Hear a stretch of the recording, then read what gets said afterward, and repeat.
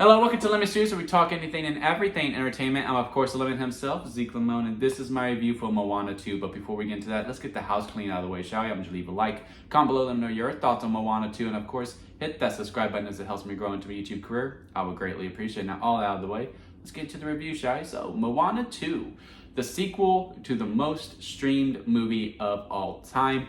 I made the mistake saying that it was the most watched movie of all time within streaming.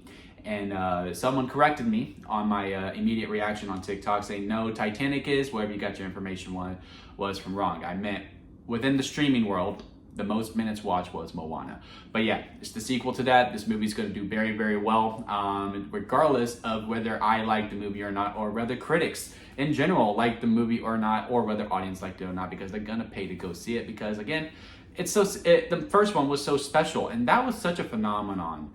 That first one, I mean, the songs, the story was really good, very tight ship. You love the chemistry between Moana and Maui. And then the sequel gets announced. Well, originally, this was a show that was going to be on Disney Plus. And you do feel it in some aspects of it, but I still think overall, the movie was the best way to go. Now, are there some things where that don't feel as muchly earned or feel, as great? Does it also feel like a collection of scenes of, different arcs throughout the whole entire movie? Yes. I can honestly, as I was watching, I'm like, if I didn't know that this was a TV show, I don't know if I would have felt it. Because during the songs, it does help to clear up some of the things that are being a little bit rushed. Well, for the most part anyway. Like, it does feel like, okay, well, in order to get to this arc within this set amount of time, let's just add a song here, right? And instead of what we were going to do with the show. Now, I don't know if the show was going to have songs or anything like that, but it was very evident that the songs was going to be the reason as to why people were going to be able to get to the next step. And within that, you do feel, okay, so this is her current adventure right now. Okay, she did that, and now we're on to the next thing, and now we're on to the next thing, and now we're on to the next thing.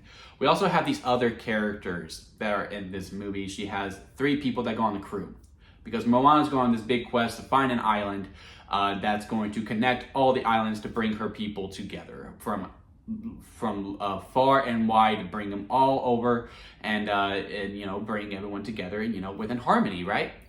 And when she goes on this quest, her mom's like, you need a crew because it's a very dangerous mission.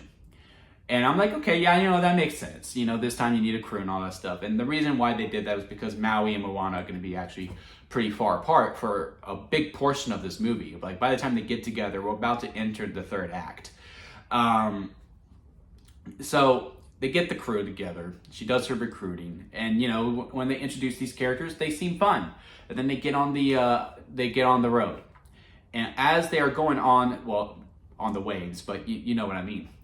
As they're going on their journey, I'm just sitting here thinking, even after the song where, they all have to come together, I'm like, I don't know why she needed a crew. I think she could have done this on her own. Like, I really do think, because I'm telling you, she got all the work done. I mean, they helped in some areas, but they really were just background noise and just there to fill space within the camera. It really did feel that way. And I think, if anything, those characters got hurt the most from this being condensed from a show to a movie, because, if it's a show, you give them more time, right? And they're actually able to be developed. And, some moments will, have a little bit more of a punch.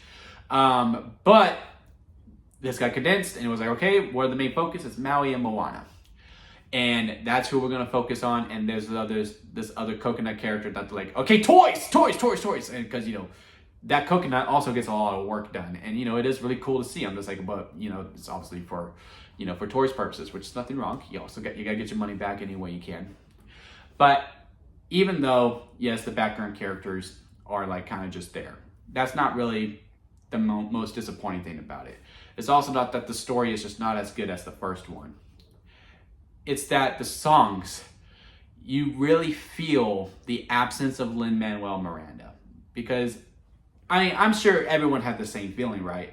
As soon as I got out of the first Moana, I downloaded the soundtrack and I listened to it on the way home. And I listened to it on repeat for quite a bit.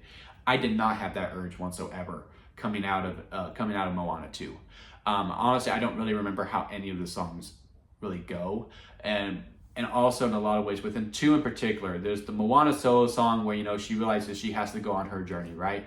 Which was the How Far I'll Go song. And, by any means, that sequels do this a lot. Hell, Frozen 2. There was Let It Go, and they're like, okay, Into the Unknown is going to be our Let It Go. But Into the Unknown is still a phenomenal song. The song Moana sings that, again, I cannot remember the title of whatsoever, or really remember how it goes. There are some melodies and some of the ways the lyrics are sung that is like, you're really trying to be How Far I'll Go. Like, it's not really trying to be its own thing whatsoever. It's like, okay, here's the How Far I'll Go song of the sequel. And then Maui song, which I do know the title of because that's basically all they're really saying. All they say throughout the whole entire song is, can I get a chi-hoo?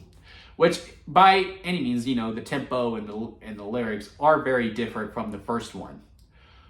But there is a portion within it where, and You're Welcome, he has to do the rap part where he's explaining everything. They do the exact same thing in that song too. And it was just like, man, like, you just do your own thing. Like, you're doing some good stuff here, because even though I'm really ragging on this movie, it really is fine, because when we did get to the third act, when we got to this final battle and everything was going on, and it is the you're either going to hit it or you're not going to hit it moment of the movie, I was sitting there like, come on, Moana, come on, Moana. Like, I was invested in the story enough that I wanted her to succeed. I wanted them to succeed this mission, and I was really pulling for her, which is really saying something. Like, that means something. That, yeah, the songs aren't as good. The story is fine, because again, I did feel something in the end, and all the other characters they added were really not necessary whatsoever. I think we could just kept another tight ship where it's just Moana has to go on another journey. You can bring the pets along the way. Maybe add one character. I don't think you need a three. And then Maui comes along for the ride as well. You have some songs. Should have had Lin-Manuel Miranda making the songs as well, because again, you really do feel his presence missing here.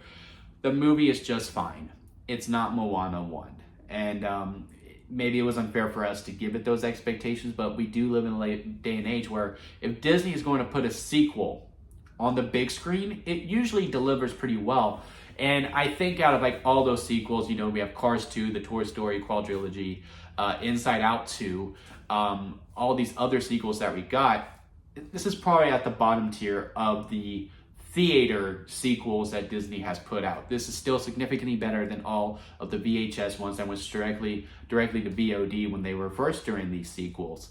But out of all the theater sequels, yeah, it's within the bottom tier of it. But again, it's still a fine ride. Your kids are still going to have fun with it. I mean, kids were laughing throughout my whole entire theater. They were still engaged within it. The phones were pretty much away. Like, no parent really felt like they had to have a smaller screen to distract their child from the biggest screen possible, which I do think it is a testament to it, because that is just the day and age that we live in. If I had to rank it on the lemon scale, where it goes sour lemon, expired store-bought lemonade, lemonade in the middle, freshly squeezed lemonade, then strawberry lemonade at the very top, I would say Moana 2 is a store-bought lemonade.